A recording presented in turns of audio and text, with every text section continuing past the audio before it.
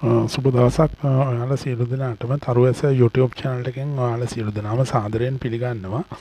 සියලු දෙනාම හොඳින් නැතයි කියලා විශ්වාස කරනවා. ඉතින් තුලා ලග්නයෙන් ඉපදුනා නම් ඔන්න ඔයාගේ ඉදිරි සතිය කෙසේද කියා විමසා බලමු. තුලා ලග්නයේ ලග්නාධිපති වන සිකුරු කෙසේද ඉදිරි සතියේදී ඔයාගේ ලග්නයේ ගෝචර වීම හා ඉන් ලැබෙන ප්‍රතිඵල.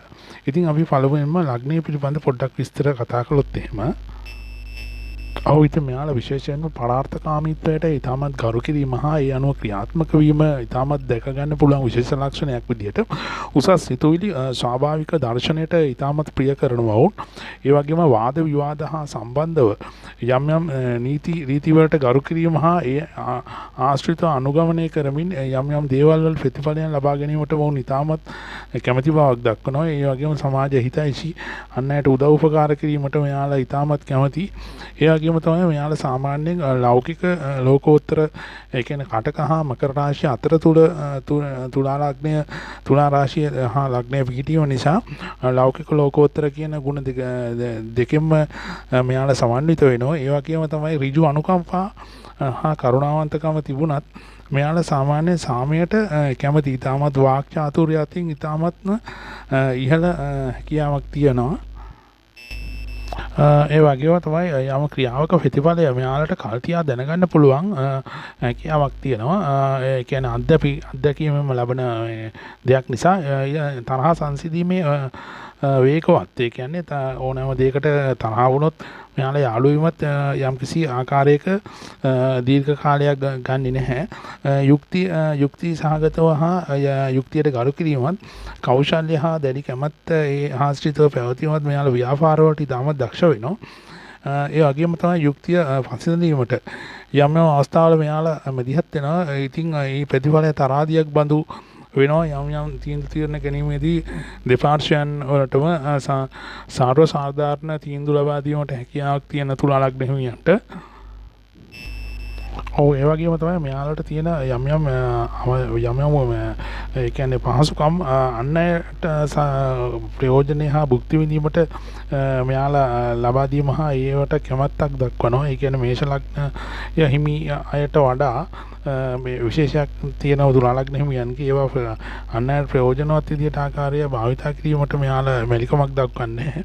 ඉතින් මේ සියල්ලම තියෙන ලක්ෂණයන් විශේෂයෙන්ම සිකුරු ග්‍රහය පාපකර්තරී විශේෂයෙන්ම 22 දීර්ඝානාධිපති නොවි 6-8-12 ආධිපතියෙක්ගේ දසාවක අතුරු දසාවක් නොවි සාමාන්‍යයෙන් සිකුරු ග්‍රහය පාපක ඒ කියන්නේ පාප ග්‍රහයන්ගේ දෘෂ්ටි නොව තිබෙන තාක තිබේ නම් ඉහත කිව් ගුණාංගයන් ඊටමත් ගැබ්බ පවතිනවා තුලා ලග්න හිමියන්ගේ. ඒ වගේම තමයි ලෞකික දේවල් වලට ඒ කියන්නේ කෞතුක දේවල් වලට මෙයාලා ඉතාමත් කැමති. පැරණිම බඩු භාණ්ඩ ආදී දේවල් යම්කිසි අලංකාරාත්මක ලෙස තබා ගැනීමට මෙයාලා ඉතාමත් ඕනෑමක උනන්දුවක් දක්වනවා. ඒ වගේම තමයි විශේෂයෙන්ම යම් සීමාවන් ඉක්මවා යම් අවස්ථාවල මෙයාලා වැඩ කරනවා. ඒ කියන්නේ ආදරය, විනෝදය, ප්‍රීතිය වැනි දේවල් යම් ආකාරයෙන් ලබා ගැනීමට ඉතාමත් පෙළඹීමක් වෙනවා. යම්කිසි විට තාරුණ්‍යයට විශේෂයෙන් කම් දක්වනවා මේ සිකුරු ග්‍රහය තුලා ලග්න හිමියෝ සිකුරු ග්‍රහය ලග්නාධිපති වෙමින්. ඉතින් අපි බලමු ඉදිරි සතියේදී තුලා ලග්න හිමියෝ ඔයාගේ ලග්න විස්තර. ඔයාගේ ලග්නාධිපතිය ඔන්න අයවන භාවයේ රෝග ස්ථානයේ ගෝචර වුණත් විශේෂයෙන්ම සිකුරාදා පවතින ග්‍රහ යුද්ධයකින් ජය ලැබුවත් යම් කිසි ආකාරයකින් උච්ච රාශිය ගමන් කළත් අපි දන්න සිකුරු 27 වෙනි අංශකයේ තමයි උච්ච වෙන්නේ. ඉතින් ඒ හා බැඳුනත් යම් අපහසුතාවයන් ඔයාට යම් දේවල් වල යම් කිසි උද්‍යෝගිමත් බවක් ඇති වෙන්න පුළුවන්. නමුත් ඒ බාධාකාරී තත්ත්වයන් ඇති වෙනවා. අපි දන්නවා ඉතින් යෝගකාරකයා විදියට සෙනසුරුකම නැගතක ඔයාගේ ලග්නාධිපතියා ගෝචර වෙනවා. ඊට අමතරව සෙනසුරු කියන ගත් අධිපති වන සෙනසුරුද ආවන භාවයේ ගෝචර වෙනවා. ඊට අමතරව රාහු ගුරු කෙනකතම ගෝචර වෙනවා 6 වෙනි භාවයේ. බුධ ග්‍රහය තමාගේම නැගතක තමාගට අයිති මේ රාශිය මේ අයිතිකාරත්වය දරන නැගතකම ගෝචර වීම නිසා විශේෂයෙන් ඔයාගේ යම් දේවල් වල උද්ඝෝෂිතමත් බවක් ඇති වෙන ක්‍රියාත්මක වීම හැකියාව යම් කිසි ප්‍රමාණයකට අඩු වෙන්න පුළුවන්. ඉතින් ඒ ගැන අවධානය යොමු කරන ඉදිරි සතියේදී ධනය පිළිබඳව බැලුවොත් ඔන්න ඔයාගේ ධනස්ථානාධිපති හා ඇස්ථානාධිපතිගේ හැසිරීම පිළිබඳ විශේෂයෙන් බැලුවොත් ඔන ධනස්ථානාධිපති විශේෂයෙන්ම රාහුගේ පස්වන දෘෂ්ටියට නතු වීමත් ඊට අමතරව එහි ලග්නාදී එහි රාශි ආධිපති වන විශේෂම අඟහරු විශේෂයෙන්ම නවවන භාවයේ 10වන භාවයේ විශේෂයෙන්ම නීචව ගෝචර වෙනවා සෙනසුරුකම නැගතකම රාහුගේ නවවන දෘෂ්ටිය ලැබමින් ඊට අමතරව ආයස්ථානාධිපති අපි දන්නවා තුලා ලග්නයට බාධක ස්ථාන විදියට 11 වන භාවයේ හැවත් ආයස්ථානීය ක්‍රියාත්මක වෙන. ඉතින් ඒ අධිපති රවි ග්‍රහයා මේෂ රාශිය තුල උච්චව සිකුරුගෙම නැකතක ගෝචර වෙනවා. ඔයා විශේෂයෙන් වන්න තාක්ෂණික හෝ කාර්මික ශිල්පයේ ආශ්‍රිත යම් යම් රැකියා කටයුතු වල නියැලෙනවා නම් විශේෂම මුදල් ගනුදෙනු වලදී යම් යම් ප්‍රවේශම්කාරී තත්ත්වයක් ඇති කර ගන්න ඕන. ඒ ආශ්‍රිත තිබෙන වටපිටාවන් වල යම්කිසි අවධානයක් යොමු කරාම ඉතාමත් වැදගත් වෙනවා. ඉතින් ඉදිරි සතියේ දොන ඔයාගේ රැකියාව පිළිබඳ බැලුවොත් ඕන රැකියා කටයුතු වලදී අසාමාන්‍ය ලෙස ඔයාගේ රැකියාව යම් යම් මෙහෙයවීම් හා අන්නයගේ යම් යම් පාලනයන් වලට විධානයන් වලට ඔයාට යම් යම් දේවල් වලට පෙළඹෙන්න පුළුවන් වෙනවා. පෙළඹීමට හැකියාව ලැබෙනවා. ඉතින් ඒ ගැන විමසා පොඩ ඉදිරි සතිය තුල යම් යම් අවධානය යොමු කරන්න ඕන.